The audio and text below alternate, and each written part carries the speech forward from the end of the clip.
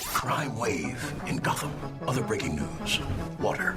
Wet. Coming up, more problems for a troubled Earthquake. scooter. Yep, We're having an earthquake. Breaking into homes and tickling people. Fans quickly trashed his pantsless look on social media. Also, in other news, the whistles go woo! He was murdered and then set on fire while celebrating his birthday. He's on the lean and the model. I said, oh, Lord Jesus, it's a fire. He thought the car was a spaceship and that the driver was an alien. He lost his life savings, $2,600, and all he has to show for it is this stuffed banana with dreadlocks. This is in other news, sometimes sportsy, sometimes not, and I will get to the mustard rankings, I promise. But first, this question, and this is just anecdotal, but I need to ask this. Do my eyes deceive me? Or when I go into a Walgreens or a CVS, and I even noticed it at Jewel, is there freaking Halloween candy already on shelves? You are correct. Have I seen a proliferation of space, of shelf space? Yes. Already gearing up for Halloween? It was at the Target like a couple weeks ago. What the hell? This is what we do. I understand back to school in July and all this stuff. Dan, the pumpkin spice is going to be out there like tomorrow. I guess there's got to be a reason. Data has to show that there's a business reason. Do people already feel like, oh my God, I have to buy? It's like there's a psychological pressure to buy Halloween candy? Probably. Really? Or you say, oh, I can get some savings and I like candy. So here's a big old bag of candy and such is going back to school and throw a little mini candy bar in somebody's lunch. All right. I just wanted to make sure that because I thought I was going crazy. No, that's what's going on. It's August 23rd today. Yes, that sounds about right. You would think that it would wait until, September 1st. We are getting candy creep to this point in August. I'm going to speculate here. People always buy too much because they're afraid they'll run out. And also, they probably sell more candy in that space than they would with other seasonal stuff like charcoal. No one's ever just going to wander and buy a bag of charcoal. I could use some more mesquite and chips. Yeah, yes. Right? But they may buy a bag or two of candy. So that's what I speculate. So there could be an impulse. It's easier to impulse buy candy than it is impulse buy Kingsford. So, we were actually doing M&M rankings a little earlier because I enjoy the M&M caramel. So right now for me, it's M&M pretzel, number one, M&M milk chocolate, now M&M caramel, Marshall Mathers, M&M peanut butter, and then peanut M&M. Jon Jones. Okay. Jon Jones had this epic war of words with Daniel Cormier. They fought, and Jones wins, and then he's tested positive. It wasn't surprising, but it was still like, come on. Jon Jones might be the greatest fighter of all time in MMA. But now every one of us has to look at it and go, is he really? Because he's a physical specimen. The length reach combo on him is unreal. The athleticism is off the charts, but he can't do right. And I want to root for the guy because he seems to have some funny, quirky personality to him, and he's a tremendous competitor inside the octagon.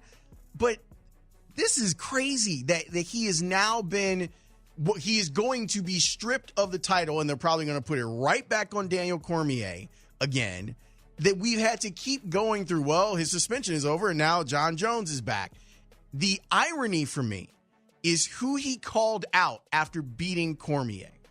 He beats Cormier in what was an incredible, emotional match. I thought Daniel Cormier fought one of the best fights of his life, and it let you know how far he was from Jon Jones, that he got knocked out in that fight.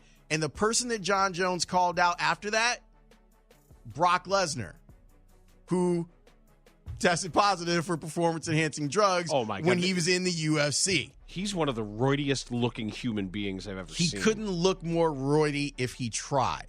And it's just...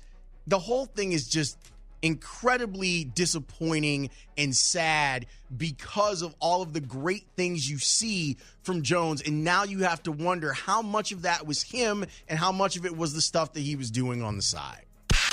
A Miami snake hunter has killed the 500th python. Hunters have now killed 500 Burmese pythons during an elimination program in the Florida Everglades that began only March 25th. We've been following this years ago, that they were incentivizing hunters to find these pythons that had taken to the Everglades, that were released into the wild by pet owners, that had been 16, 17, 18 feet long, massive animals that were decimating the mammal population. The South Florida Water Management District hired them. They're paid as independent contractors $8.10 an hour to track and kill pythons. They earn a $50 bonus for pythons that measure up to 4 feet, $25 for each additional foot. So the 500th python was a 7-foot snake that was killed last Thursday morning. And there's just pictures here. And we had a couple experts actually on the show when we started talking about this. Now, next thing, if you've got 500 pythons, I don't know how many thousands are out there, how many you think you need to kill. It's not really the problem. As we learned, the Everglades' larger problem, cats. Really? Yep. Feral cats who do nothing but kill. Do nothing but kill birds. Did you watch... all kinds of birds. Did you watch John Oliver on Sunday? I didn't on Sunday, no. He did this... He was talking about nuclear waste. Like, that was kind of the main subject of the night. St. Louis? Well, he talked about St. Louis and Washington and a couple of other places. But the thing that stuck with me from the whole thing is they were discussing how some of the alligators are now like nuclear alligators. And he's like, yeah. They irradiated alligators? Yes. And members of irradiated alligators? Yes. I was like, that's some sci-fi stuff, like, come to life now. That you have all these radiation-filled alligators that are out there. And they're immune to the effects of it? Because you'd think it would kill them off before they can multiply. There was an expert on that said, yeah, we've got two. Here are two of them right here. And, like, as they showed the picture of the video of the alligator, he's like, like it looked like a horror movie. Yeah, be afraid. Be very afraid. The White Sox had Lucas Giolito out there yesterday. Some good and some bad. You have him overall doing well, and they hit the bombs against him. But crackling the radar gun a little bit. And the story of Nicky Delmonico. Look, I try not to get overly excited about about the guy that gets called up who's not necessarily a prospect, but getting on base 19 of your first 20 Major League Baseball games, it's pretty impressive. I'm looking forward to see what happens next. If they lucked into a guy that can even be the 25th man on your roster while this is going on, it has been fun. By the way, I was in Birmingham this past weekend. I got to see Eloy Jimenez. He's a best, by the way. I enjoy watching him. I think that I'm not talking about like the power. I'm talking about the personality. The personality for him comes out on the field. Wait till you get Luis Robert up there too. I mean, this Eloy Jimenez is gonna hit a home run because I'm the best. That's right. I'm the best. He's the best. Because I'm the best. Here are your mustard rankings. Oh, God.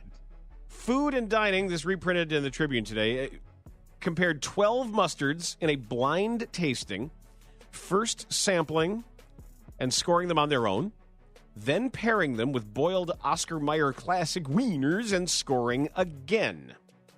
The final rankings reflect how the mustards did with the hot dogs. Some scores were close and multiple ties did occur. A tie at the bottom for number 11. Best choice brown and spicy mustard. And the mustard I grew up with, Plockman's mild yellow mustard. That's the one that comes in that's the one that we had in like the a house. Barrel. We were a Plockman's mustard family. Did not score very well. Best choice, they said, had a spicy and almost fruity flavor profile. Lots of spices. One taster said it can only taste vinegar. And Blockman said complained it was bland and watery. A two-way tie for number 9. Coop's Deli Spicy Brown Mustard. Tied with Mustard Girl Stone Ground Deli Mustard.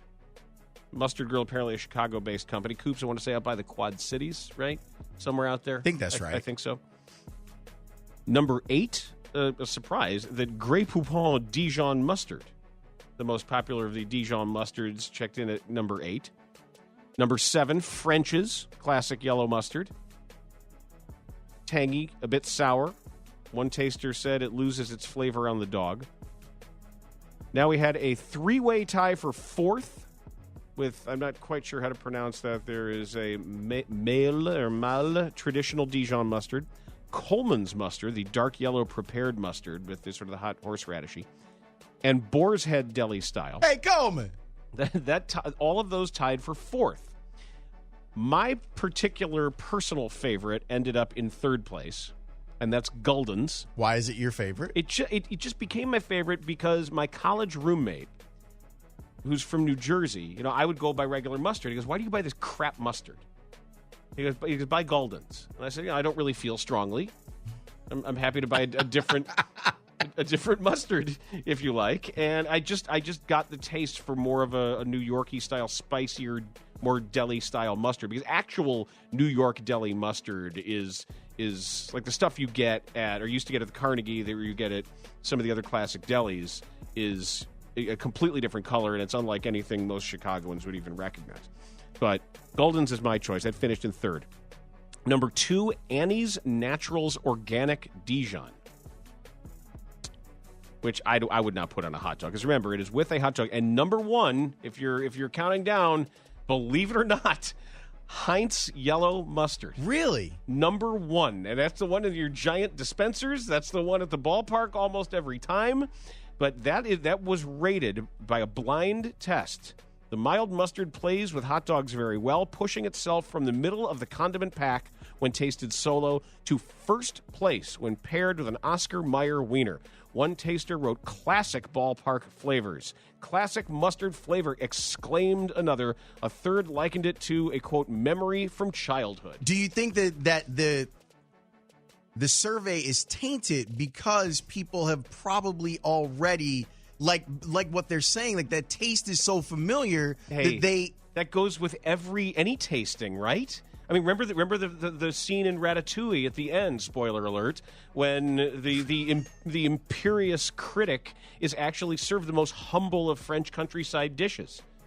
Everybody's trying to impress, but it's because of the immediate Proustian connection to his childhood that he's so blown away by the quality of it and how it reaches into his very soul. That's what food is. That's how food finds ways to push these buttons. That's why, congratulations to Heinz Yellow Mustard for winning the Oscar Mayer Wiener Hot Dog. We have a wiener. You're the worst. I'm the best. I'm the best. That's it.